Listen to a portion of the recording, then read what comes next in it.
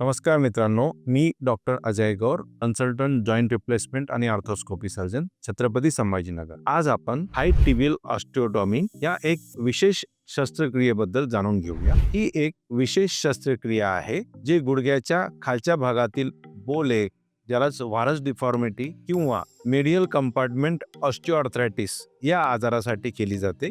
यामध्ये आपल्या पिंडरीच्या हाडातील म्हणजेच टिबिया या बोनमधील डिफॉर्मिटी काढली जाते व आपल्या सांध्याची भविष्यात होणारी घसाई, ज्यालाच ऑस्टिओआर्थरायटिस असं म्हणतात, त्यापासून आपल्याला टाळता येऊ शकते.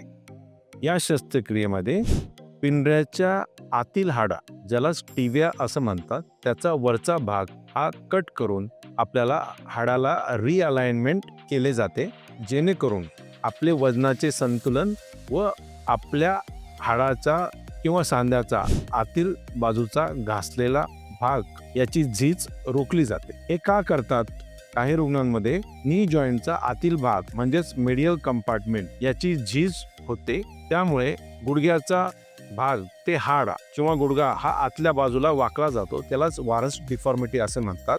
त्यामुळे वजन सतत एकाच बाजूला म्हणजेच मेडियल कंपार्टमेंटवर पडून त्याची सतत झीज होत असते, त्यामुळे वेदना वाढतात व झीज अजून जलदगतीने होते.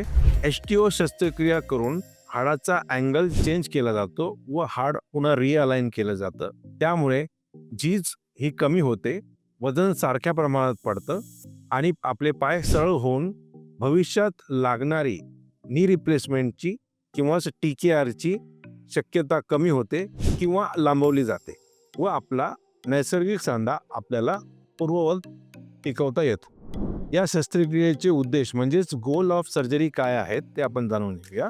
गुडघ्याचे योग्य संरेखन म्हणजेच रिअलाइनमेंट करणे, आतल्या बाजूवरील ताण कमी करणे, वेदना कमी करणे, गुडघा बदलणे म्हणजेच TKR याची शक्यता कमी करणे किंवा पुढे ढकलणे व आपला नैसर्गिक सांधा योग्य प्रकारे टिकवून ठेवणे, हे या शस्त्रक्रियेचे काही मुख्य उद्देश आहेत. तर ही शस्त्रक्रिया कोणासाठी योग्य असते ते आपण जाणून घेऊया. तरुण म्हणजेच 50 वर्षाच्या कमी असलेले रुग्ण व जे फिजिकली जास्त ॲक्टिव्ह आहेत त्या रुग्णांमध्ये ही शस्त्रक्रिया करणे अतिशय योग्य आहे. मेडियल कंपार्टमेंट ऑस्टिओआर्थरायटिस म्हणजेच गुडघ्याच्या फक्त आतील झीज असणे, अशा रुग्णांसाठी देखील ही शस्त्रक्रिया अत्यंत महत्त्वाची आहे. व्हारस डिफॉर्मिटी म्हणजेच गुडघा आत वाकलेला असणे, गुडघ्याची हालचाल ज्या रुग्णांमध्ये चांगली आहे पण गुडघा वाकलेला आहे व गुडघ्याची झीज होते आहे, अशा रुग्णांमध्ये देखील ही शस्त्रक्रिया करणे अतिशय योग्य आहे. त्याचप्रमाणे ओबेसिटी म्हणजे जास्त वजन नसलेले, वरील लक्षण असलेले रुग्ण, यामध्ये देखील ही शस्त्रक्रिया अतिशय योग्य प्रकारे करू शकतो. तर ही शस्त्रक्रिया कोणासाठी नाही म्हणजे याचे कॉन्ट्राइंडिकेशन काय आहेत ते आपण जाणून घेऊया. गुडघ्याच्या सर्व भागात आर्थरायटिस म्हणजेच गुडघ्याचे सर्व कंपार्टमेंट, ज्याला आपण ट्राय कंपार्टमेंटल ऑस्टिओआर्थरायटिस असं म्हणतो, अशा रुग्णांमध्ये ही शस्त्रक्रिया आपण करू शकत नाही. ज्या रुग्णांमध्ये स्टिफ जॉईंट आहे म्हणजेच गुडघ्याच्या हालचाली कमी आहेत, अशा रुग्णांमध्ये देखील ही शस्त्रक्रिया करणे टाळावे. ज्यांचे वय 60 वर्षांपेक्षा जास्त आहे, अशा रुग्णांमध्ये ही शस्त्रक्रिया करू नये. ज्या रुग्णांमध्ये गुडघा फारच अस्थिर आहे म्हणजेच अनस्टेबल आहे, अशा रुग्णांसाठी देखील ही शस्त्रक्रिया नाही. त्यानंतर ज्या रुग्णांचे वजन जास्त आहे म्हणजेच अतिशय ओबेस रुग्ण, मॉर्बिड ओबेसिटी असलेल्या रुग्णांमध्ये सुद्धा ही शस्त्रक्रिया करू नये. तर या शस्त्रक्रियेसाठी काय काय तपासण्या कराव्या लागतात ते आपण जाणून घेऊया.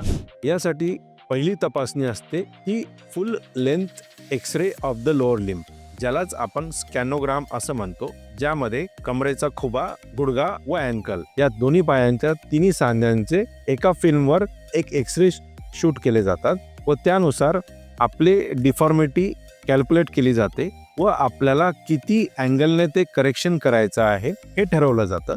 त्यानंतर दुसरी तपासणी आहे MRI म्हणजेच गुडघ्याच्या आतील साईडला काही गादी वगैरे डॅमेज आहे का किंवा ट्राय कंपार्टमेंटल ऑस्टिओआर्थरायटिस आहे की नाही ते बघण्यासाठी MRI कार्टिग्राम हे सुद्धा केले जाते. त्यानंतर काही विशिष्ट रक्त तपासण्या ज्या ऑपरेशनच्या अगोदर असतात त्या केल्या जातात. तर हाय टिबियल ऑस्टिओटॉमी म्हणजे HTO या सर्जरीचे कोणकोणते प्रकार प्रचलित आहेत ते आपण जाणून घेऊयात. पहिला प्रकार आहे मेडियल ओपन वेज ऑस्टिओटॉमी. या शस्त्रक्रियेमध्ये टिबिया या हाडाचा आतला भाग कट करून त्याचा वेज ओपन केला जातो. या ओपन वेज मध्ये बोन ग्राफ्ट म्हणजेच हाडाचा तुकडा टाकला जातो व त्यानंतर त्याला प्लेटने बसवलं जातं. आजच्या काळात ही शस्त्रक्रिया सर्वाधिक जास्त प्रमाणात वापरली जाते. त्यानंतर दुसऱ्या शस्त्रक्रियेचा प्रकार आहे लॅटरल क्लोजिंग वेज ऑस्टिओटॉमी. या शस्त्रक्रियेमध्ये टिबिया या हाडाचा बाहेरील भाग एका विशिष्ट अँगलमध्ये कट करून त्याचा वेज काढला जातो व तो वेज क्लोज केला जातो व नंतर प्लेटने किंवा स्टेपलरने त्याला फिक्स केले जाते. त्यानंतर शस्त्रक्रियेचा तिसरा प्रकार आहे डोम ऑस्टिओटॉमी. यामध्ये हाडाला सर्क्युलर अँगलमध्ये कट केले जाते व हाडाची रिअलाइनमेंट पुन्हा केली जाते. त्यानंतर ऑस्टिओटॉमी केल्यानंतर हाडाला फिक्स करण्याच्या काय काय पद्धती म्हणजेच फिक्सेशन मेथड ते आपण जाणून घेऊया. ज्यामध्ये पहिली पद्धती आहे लॉकिंग प्लेट. यामध्ये टोमोफिक्स किंवा पुड्डू प्लेट नावाच्या प्लेटने हाड जोडले जाते. दुसरं आहे एक्सटर्नल फिक्सेशन. तिसरं आहे स्क्रू किंवा स्टेपलर्स. काही वेळा ओपन वेज किंवा उघडलेली जागा भरण्यासाठी हाडाचा तुकडा, ॲलोग्राफ किंवा बोन सबस्टिट्यूट यांचा वापर केला जातो. तर शस्त्रक्रियेची प्रक्रिया कशी असते ते आपण जाणून घेऊयात. शस्त्रक्रियेमध्ये कमरेच्या खाली भूल दिली जाते, त्याला स्पायनल किंवा एपिड्युरल अनेस्थेशिया असं म्हणतात. गुडघ्याच्या आतल्या बाजूला चिरा दिला जातो. टिबिया या हाडाचा आतील भाग कट करून त्याचा वेज म्हणजेच अँगल ओपन केला जातो. हवे त्या कोनात म्हणजेच रिक्वायर्ड अँग्युलेशन करेक्ट झाल्यानंतर हाडाला सेट केले जाते. प्लेट आणि स्क्रूने फिक्स केले जातं. बोन ग्राफ्ट किंवा बोन सबस्टिट्यूट टाकले जातात. जखम बंद करून त्यावर बँडेज दिले जाते. अशा प्रकारच्या ह्या सर्जिकल स्टेप्स असतात. तर शस्त्रक्रियेनंतर कोणती काळजी घ्यावी ते आपण जाणून घेऊया. पहिले काही दिवस पाय उंचावर ठेवणे, वेदनाशामक औषधे घेणे, बर्फ लावणे, पायाच्या पंजाची हालचाल करत राहणे या काही महत्त्वाच्या टिप्स आहेत. सुरुवातीला काही दिवस पायावर वजन देऊ नये किंवा मग आपल्या सर्जनच्या किंवा फिजिओथेरपिस्टच्या सल्ल्यानुसार पार्शल बेड बेरिंग आपण देऊ शकता. 6 ते 8 आठवड्यानंतर आपल्या डॉक्टरांच्या सल्ल्यानुसार आपण पूर्णपणे वजन देऊन चालू शकतात. त्यानंतर फिजिओथेरपीमध्ये पायाची हालचाल, गुडघ्याची हालचाल, स्ट्रेंथ ट्रेनिंग, बॅलन्स ट्रेनिंग या प्रकारच्या फिजिओथेरपी करून आपण पूर्ववत होऊ शकतो. डॉक्टरांकडे जाऊन फॉलोअप एक्सरे करून हाड किती प्रमाणात जुडतंय, किती प्रमाणात नवीन हाड तयार होतंय याचं रेग्युलर चेकअप करणे अत्यंत महत्त्वाचे आहे. तर HTO या सर्जरीचे फायदे म्हणजेच बेनिफिट्स आपण जाणून घेऊया. वेदना कमी होतात, सांधा टिकून राहतो, नैसर्गिक हालचाल राखली जाते, कृत्रिम गुडघा बदलण्याची गरज पडत नाही किंवा पुढे ढकलली जाते, सक्रिय जीवनशैली राखता येते, आपला नैसर्गिक जॉईंट म्हणजेच नॅचरल जॉईंट आपल्याला टिकवता येतो. तर HTO करावं की TKR यामध्ये काही लोकांच्या मनात संभ्रम असतो, तर ते आपण जाणून घेऊया. HTO साठी वयाची मर्यादा आहे 55 वर्षांच्या खाली, जी टोटल नी रिप्लेसमेंटसाठी आहे 55 ते 60 वर्षाच्या वर. HTOचा उद्देश हा नैसर्गिक सांधा टिकवणे असतो, तर TKR मध्ये आपण कृत्रिमरित्या सांधा बदलतो. HTO मध्ये नैसर्गिक हालचाल राखली जाते, ती TKR मध्ये आपल्याला कृत्रिम जॉईंटद्वारे मिळवता येते. HTOचे पुनर्वसन हे जलद होते, टोटल नीचे पुनर्वसन हे त्या प्रमाणात थोडेसे उशिरा असते. HTO ही एक अत्यंत प्रभावशाली शस्त्रक्रिया आहे.